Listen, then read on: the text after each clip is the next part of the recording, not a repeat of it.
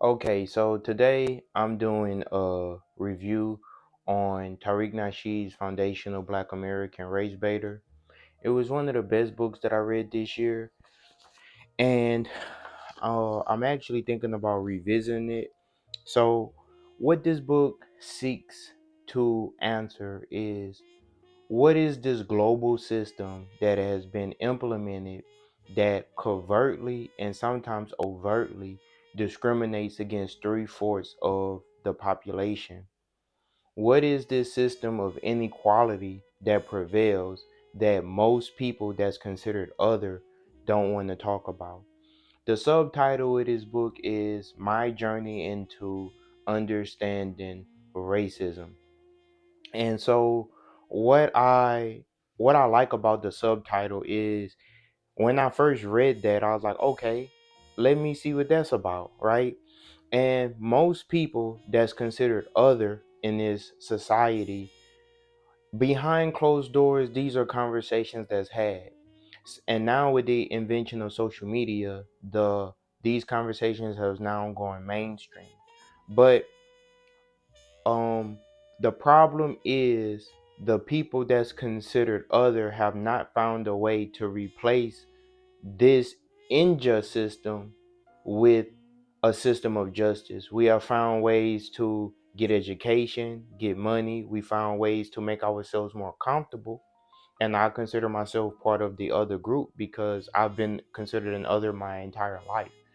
Another question that he seeks to answer in the book is, what is a foundational Black American?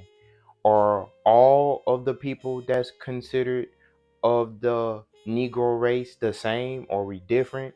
What's the difference between someone that's from a country in Africa and a so-called African American, right? Now, a lot of people don't know, but before the people that's classified as African American was called African American, in the 1980s, 70s, 60s, and beyond, those same people were referred to as Negro, meaning Spanish for black, right? And before then, they were called many different names: Moors, Ethiopians.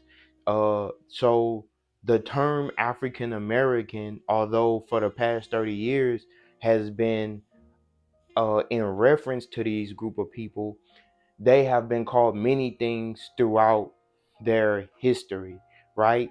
So he seeks to answer this question of identity, right? Why is having a clear identity about who you are and what you are, why is that so important, right? Well, the author talks about uh many things, and I'm going to cover a quick book review of the book, some of the topics in the book. It's a lengthy read, so I won't be able to go over everything. But in this video essay, I'm going to try to answer those questions. I think that the book is an important read because these questions matter, right? And if we don't know who we are, if we don't know what we've been through, then we won't have a clear anchor on where we should go and what our goals should be. Now, my private thoughts that I'm about to state publicly is that it's a lot of goofy behavior, right? When we are depicted in the media, we're always seen as unserious. We are probably one of the few groups, like this recent election cycle, when it comes to Black Americans or so-called Black Americans, we are the only group that we get rappers and entertainers to represent us. Now, mind you, you guys, we have licensed financial advisors in this country that they could speak to in regards to finance. We have attorneys. We have people that are high ranking in the military, right? We have a plethora of Black professionals that the current administration, past administrations, that could talk for us and could get our needs met, right? However, when we just seen this recent election cycle, and I'm stating this, and it may date the video, but it's real, right? Sometimes we just got to be real. In the recent election cycle, we have rappers and entertainers representing us, and while I don't think because one person has this level of education and another person has this level of education that makes anyone better. However, some people are more qualified and have a background to better articulate our wants and our needs, right? If you were in surgery and you needed a surgeon, you will want the best surgeon, right? You perhaps wouldn't want someone who's aspiring to be a surgeon, right? You will want someone who is validated, right? And I think that that's important to get off. So he talks about the history of the black people in this country. So what makes a black American different than someone who just got here, let's say yesterday, right? Let's say an African American and a person who just came from Africa yesterday, are they the same? Well, no, we know they're not the same. They might speak very different languages, different religions, cultural, different perceptions on the world. But the problem with this title is that it would enable to promote confusion, right? So a group of people who just came here yesterday can be confused with people who's been here for 4, 5, 6, 1,000 years, right? And so he goes into that. He says that the dominant society has actively worked to segregate the histories of the Aboriginal people here, the red skinned natives, the lighter skinned natives, and the black natives, right? But we know all over the world, if we look at the Mesoamericans, the Aztecs, and a lot of the pictures that we have of the indigenous people who were here prior to colonization, that they were of a darker complexion, right? And we know post colonization and the things that were enforced on us, and the encomienda system, the repartimento system, the ascenda system, and the system of global racism has affected the way that the natives look. And we have also, because they had the casta system, we have been reclassified into these many different categories. And this is what the author is talking about.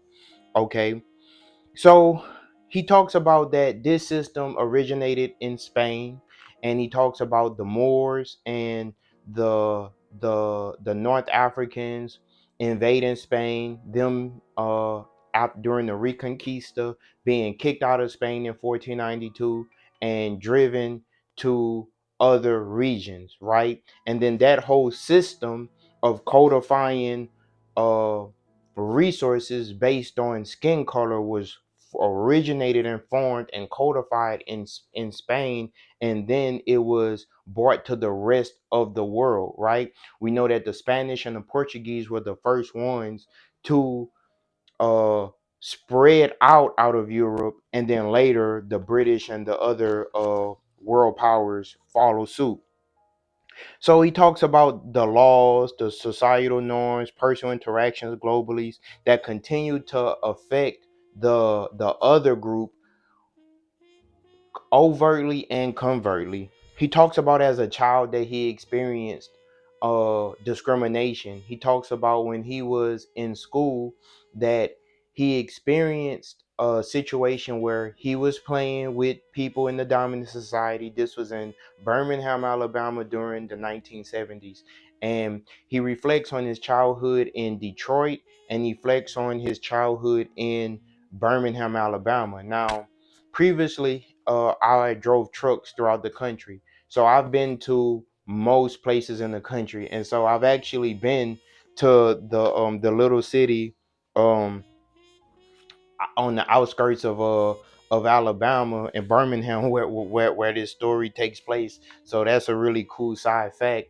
But I've also been to Detroit, New York, West Coast, everywhere, right? I'm a traveler, so I when he named some of these places and the things, I can grasp in my mind what that must have been like for him as a young child to experience the cultural differences of a place like Detroit. And he speaks on the Black Power movement in Detroit, the remnants of that was still around in the 70s, the energy there, right? And Motown, Temple Number 7, Malcolm X, the Nation of Islam. And then he also talks about coming to Birmingham, Alabama, that also had roots of a civil rights struggle, but of a different flavor, right? And he says that when he was a young kid, he was knocking on lockers with the kids in the dominant society, but he was suspended and the other kids was not. He wanted to know why was he called certain names. And even though their families were sometimes poorer than his family, people in the dominant society that lived in trailer parks or were not as economically stable as some of the people that's in the other category, why did they still think that they were better, right? And so he talks about how this system is based on injustice and that it does not believe in equality, because if it was about equality and the best of the best wins, then the whole system could turn on his head, is what the author was arguing. And he brings up baseball and sports, and how sports are one of the few areas where people that's classified as black are able to perform up to their full potential. And so he brings up Hank Aaron, and he draws an example of Hank Aaron breaking Babe Ruth's home run record, which was later broken by Barry Bonds, right?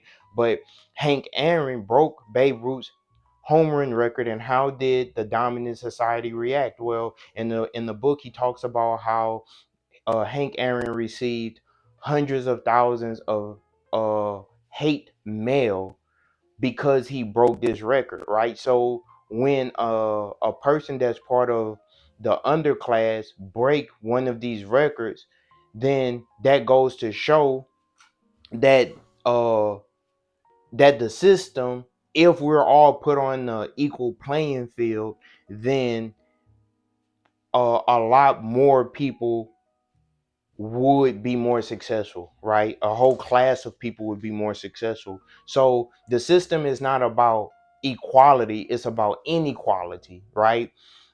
He talks about aptitude tests for jobs, and how a New York fire department was investigated because they had these altitude tests. So the altitude tests are entry level job examinations. It used to also deals with voting as well, where they say, okay, we're not discriminating against you based on color. We're discriminating against you based on the fact that you're not smart enough to do the job, right? So let's say a person's been grandfathered in, or their dad was an attorney, or their dad was a doctor, and then you have these group of people who have been purposely discriminated against, then they would not be able to um have access to those records. So one class would get the test, and then so they could just pass it. The other class, the test might have something on it that's not even relevant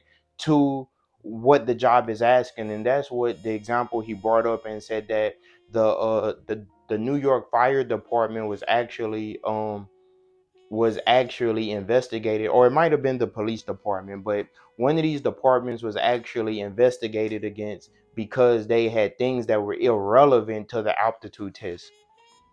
Okay, he talks about uh that this situation is codified and backed by force. That the reason that the people that's considered an other are unable to free themselves from the system is because the system is codified by force. If the people that's considered other wanted to get out of the system, which they have tried to, they have been suppressed and oppressed. He talks about common misconceptions. He says that we have been trained to think that since is codified by force, that that's the only example of injustice that exists, right? That we're taught that if a person smiles at us are nice to us and seemingly allows us to participate in certain things that they are not behind closed doors covertly conspiring to keep the status quo, right? And he says that we have to pay special attention to people who enter our graces and are nice to us, but are covertly working to counteract our progress. He talks about the workplace, which was one of my favorite chapters in the book, probably my favorite chapter in the book. He talks about how in the workplace, this is one of the one areas where blacks and whites are able to congregate together. In the cities, the states, the towns is really segregated, right? So in the workplace is one of the few areas where blacks and whites are able to come together and work, right? And so in the workplace, black people experience discrimination. They can't say certain things. It's a lot of things that can happen on the job where if you say the wrong thing, you can lose your job. In intergender relations or interpersonal relationships, you can find yourself at risk of being fired for having consensual relationships. If you compliment someone on the job, let's say a male compliments a female, that can be seen as SA. Let's say you say something as simple as you like an outfit, right? That can be misconstrued and taken the wrong way. So he talks about racial politics in the workplace. He talks about our images in the media as well. But one thing about the workplace, he says that he tells a story about how he was passed upon a promotion after outperforming his counterpart, and that he ended up quitting the job. He realized that he had three choices in the workplace. One, you treat the job as an internship and go start your own business. Two, work the job and receive the same pay for the rest of your career. Or three, work the job, receive the same pay, but get meaningless job title changes, right? And so in the story, he talks about how he worked at a call center and it was a promotional advance of $500 that said, hey, whoever gets the most calls that turns into sales, we'll give them $500. All week he was winning on the board. Him and another guy were neck and neck. He ended up beating the guy, but the other guy was a part of the dominant society. And as a result, what ended up happening was that they gave it to the other guy. Then later on, he was called in the office to talk to the two managers who shared the same name. And so he talked to both of the guys, and one was like a hippie guy, one was a conservative guy, but they were both on code with each other and not wanting to reward him for his job performance. And as a result, he ended up being told that he had two options. Well, one option really was take it or leave it, or they could split the $500. He later quit the job. And so he talks about tactics that's used to maintain control, okay? And it's all about a culture of exclusion, okay? And a lot of people that's not a part of the dominant society, these are things that we don't readily want to admit. It's tough to admit that we are in a powerless position or we're in a situation where we are being dominated. It's tough to admit that we don't control uh things that we should control, right? And that's a tough position to be in. So he talks about ways that one, we have to be honest with ourselves so we can overcome our deficiencies and realize that the reason that things are the way they are is because we're not confronting reality. um he talks about strategies for empowerment and justice, and lastly he talks about the myth of pan-africanism. And he says that the problem that black Americans have is um that black Americans fight for a global cause, right? We're the only group that fights for a global cause to free and promote justice for everyone who we think that we share a racial kinship with. So in our country, we had the slave revolts, civil rights movements, and all these different movements. Other groups come in and they benefit off of our struggles, but no other group fight for us. No other group stand in the gaps and say, "Hey, you're treating these people unjustly," right? So we face injustice, we rebel by chanting and fighting for justice for everyone, right? Other people come in, they take the resources that we fought for, but they don't give back, right? And that's another tough reality. So Pan-Africanism is an ideology that states that all black people are part of this global black family tree, right?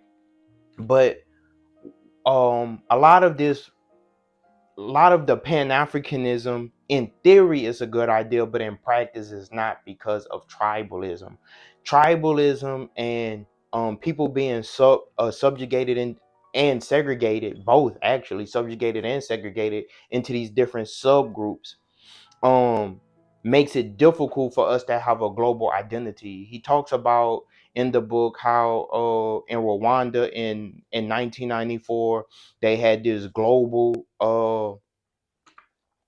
chaos in Rwanda, the massacre, where one group were genociding the other group, right? And all because outside forces said that they have these little differences between them, right? And so he was saying that it's difficult for us because we've been trying from the 60s, 70s, 80s, 90s, and to now, with the past president Barack Obama, who has a Kenyan father or Caucasian mother, but he did not, as president, fight for the Black Americans or the foundational Black Americans, right? So foundational Black American is not a group, right? It's a lineage. It's the people that was already here. And lastly, in wrapping up what this book was about, he talked about Walter Plecker. And Walter Plecker was this Virginian guy that worked for the Census Bureau, who actually was reclassifying dark complected Native Americans as Negro, right? And other people that worked with Walter Plecker replicated this process, right? And these are people that control the resources that was being given to the people that was discriminated against, right? So that's why it's called foundational. So foundational is the people that was already here. Black, because we are classified as black. American, because we are part of the people that through our blood, sweat, tears, and esteem built this country brick by brick. So I would say check the book out. Um he talks about a lot of different things, and it can be viewed as controversial, but one thing I like is that the author is not promoting any type of violence or anything like that. The author uh is advocating for a mental revolution, for us to get our minds right, for us to get ourselves together. Don't do drugs, to get life insurance, to protect our families, to work as a unit, to better ourselves, right? We have to pull ourselves up from degeneracy. And I know that it could be tough because we live in a culture that wants to pacify us, and we have to get on code with one another so that we can build ourselves up into a great people and restore our global esteem. Peace.